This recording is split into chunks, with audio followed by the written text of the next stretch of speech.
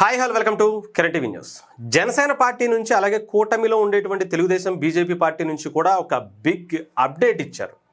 అది ఒక వార్నింగ్ అనుకోవచ్చు, ఇంకొకటి కూడా అనుకోవచ్చు. ముగ్గురు కలిపి ఒక సంయుక్త ప్రకటన చేశారు. దాని గురించి ఒకసారి చదువుదాం. చాలా పెద్ద మ్యాటరే ఉంది. ఇదిగోండి, కూటమి పార్టీలు సంయుక్త ప్రకటన. ఆంధ్రప్రదేశ్ రాష్ట్ర ఎన్డీఏ కూటమి పక్షాలైనటువంటి తెలుగుదేశం, జనసేన, భారతీయ జనతా పార్టీల సోషల్ మీడియా కార్యకర్తలకు, అభిమానులకు విజ్ఞప్తి. ఇటీవల మన పార్టీ అభిమానులు, కార్యకర్తల ముసుగులో గొడ్డలి పార్టీ ఫేక్ అకౌంట్లు సూడో అభిమానులుగా వ్యవహరిస్తున్న విషయం మన దృష్టికి వచ్చింది.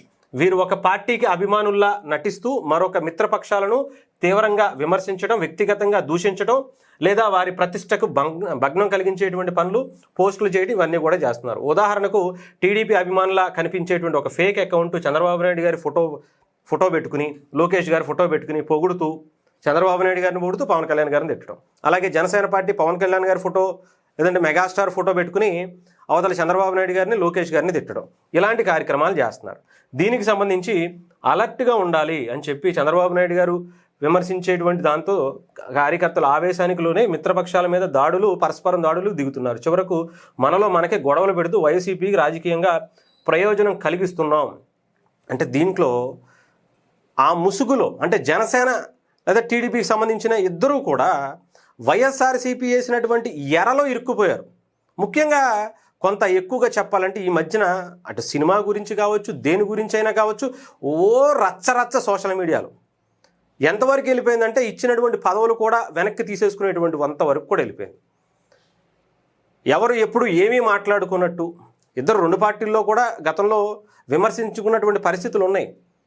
ఇక్కడ ప్రజా ప్రయోజనాల రీత్యా రెండు పార్టీల్లో ఉన్నటువంటి నాయకులు ఒక తాటిపైకి వచ్చి చాలా గొప్పగా ఒకరికొకరు గౌరవించుకుంటూ ఆంధ్రప్రదేశ్ భవిష్యత్తు కోసం తీసుకున్నటువంటి నిర్ణయం అది. ఎప్పుడో ఎవరో ఒకళ్ళు ఎవరు అనలేదు చెప్పండి. ఇంట్లో ఒకళ్ళు ఉన్నప్పుడు ఒకళ్ళు మాట్లాడుకోవటం, అన్నదమ్ములు తిట్టుకోవటం, ఇంకొకటి తిట్టుకోవటం లేదా? సరే, ఇది రాష్ట్రానికి సంబంధించిన ఇష్యూ. రాష్ట్ర భవిష్యత్తు మీద ఆధారపడి ఉన్నటువంటిది కూటమి. ఇప్పుడు అలాంటి దాంట్లో కుట్రలు చేయడానికి ఎవరన్నా వస్తే అది నిజమా కాదా, అతను ఎవరు ఏంటి అనేది ఒక్కసారి ఆలోచించుకోండి. సినిమాకి సంబంధించి లెగిసేసి ఎగిరెగిరి పడిపోతూ ఉంటారు, రాజకీయాల గురించి ఎగిరెగిరి పడిపోతారు, ఆఖరికి స్పోర్ట్స్ ఇంకొకటి దేనికి వచ్చినా సరే వీళ్ళ పెంట సోషల్ మీడియాలో చేసేయటం అనేది. సోషల్ మీడియా దేనికి ఉపయోగించుకోవాలో తెలుసుకోండి. మీరు అసలు ఏ ఎరలో పడుతున్నారో ఆలోచించుకోండి. వాళ్ళు ఒకటి, జనసేన వాళ్ళు ఒకటి చేస్తే టీడీపీ వాళ్ళు 10 చేస్తారు. వాళ్ళు తిరిగి రిప్లై ఇస్తే వీళ్ళు రెచ్చిపోతారు. ఏంటిది అసలు? నిజం ఎంత ఉంది, అబద్ధం ఎంత ఉంది? దీనివల్ల ఎవరికి ఉపయోగం? సరే, మీరు ఇంత అలా కొట్టుకు సస్తున్నారు కదా, మీకు ఏమన్నా ఉపయోగం వచ్చిందా? దానివల్ల నీకు ₹1 లాభం వచ్చిందా? జనసేన వాళ్ళు ఆలోచించుకోవాలి. టీడీపీ వాళ్ళు కూడా అరే మనం ఏం చేస్తున్నాం, మన పరిస్థితి ఏంటి, మనం దీనివల్ల మన పార్టీకి కావచ్చు, నాకు కావచ్చు, వ్యక్తిగతంగా నాకు ₹1 లాభం ఉందా అనేది ఆలోచించుకుని తగలడాలి. ప్రతిసారి ఇంకా ఎగేసుకుంటూ జనసేన వాళ్ళ మీద ఒరే నువ్వు ఇలా అన్నావురా, అప్పుడు చిరంజీవి గారు ఎలా ఇచ్చారా, నువ్వు ఇలా చేశారా, ఎలా ఎక్కిరిస్తారా, ఇలా కమెంట్ చేస్తారా అని చెప్పి వాళ్ళు, మీరు చేయలేదా అని చెప్పి వీళ్ళు. ఏంటిది అసలు? దేనికి? ఏమన్నా పనికి మాలిన ఈ చెత్త తప్ప ఇంకా దేనికన్నా ఉపయోగం ఉందా? ఒక్కసారి కూర్చుని జస్ట్ ఒకసారి ఆలోచించుకోండి.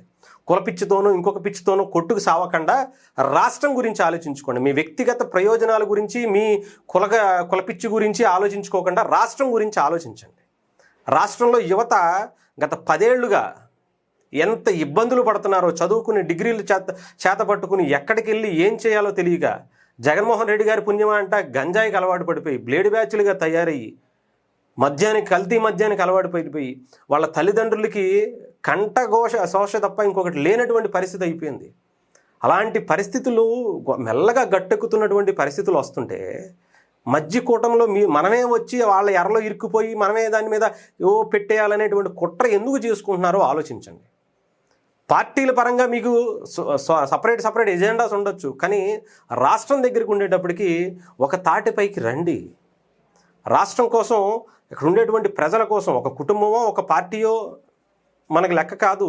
రాష్ట్రం ముఖ్యం. రాష్ట్రంలో ఉన్నటువంటి ఎంతోమంది ప్రజలు ముఖ్యం. అది గుర్తుపెట్టుకోండి. దాంట్లో రాష్ట్రం బాగుపడితే మీరు కూడా బాగుపడతారనేటువంటి ఒక మినిమం ఆలోచన కూడా లేకుండా కొట్టుకోవడం అనేది కరెక్ట్ కాదు. ఇంకా చెప్పాలంటే కొంతమంది అపర మేధావులు ఉంటారు జనసేన పార్టీలో కానీ టీడీపీలో కానీ. వీళ్ళే అసలు పార్టీని అంతా శాసిస్తున్నట్టు, వీళ్ళే ఆ పార్టీని నడుపుతున్నట్టు, వీళ్ళే రాజకీయ ఉద్దండులు అయిపోయినట్టు పెద్ద పెద్ద లెక్చర్లు ఇచ్చేస్తూ ఉంటారు. అసలు మనకన్నా తెలివిగలవాడు లేడు, మనకన్నా అపరజ్ఞానులు ఈ ప్రపంచంలోనే ఎవడూ లేడు. పవన్ కళ్యాణ్ గారికి ఏం తెలుసు అయ్యా, జనసేన పార్టీ ఎలా నడపాలో నాకు తెలుసు అన్నట్టుగా బిల్డప్లు. ఇంకొక పక్క టీడీపీకి సంబంధించి నారా లోకేష్ గారికి సలహాలు ఇచ్చేస్తారు, వాళ్ళకి వార్నింగ్లు ఇచ్చేస్తారు, చంద్రబాబు నాయుడు గారికి కూడా ఇచ్చేస్తారు. ముందు నీ ఇంటిని గడుపుకోవడం ఎలాగో చూసుకో, ఎటువంటి ఇష్యూస్ లేకుండా నువ్వు నీ జీవితాన్ని ఎలా గడుపుకోవాలో అప్పుడు ప్లాన్ చేయి. లేదంటే ఒక సర్పంచ్గా పోటీ చేసి ఇండిపెండెంట్గా ఒక పార్టీ పెట్టి ఒకసారి ట్రై చేసి చూడిపోండి. నీకు అంతగా నీ అంత అపరమేధావితనం బాగా ఎక్కువగా ఉండుంటే, నేనే గొప్ప అనుకునేటువంటి పరిస్థితి ఉంటే పవన్ కళ్యాణ్ గారి కన్నా, జనసేన కన్నా, లేదంటే చంద్రబాబు నాయుడు గారి కన్నా, లోకేష్ గారి కన్నా ఒకసారి ఒక సర్పంచ్గా పోటీ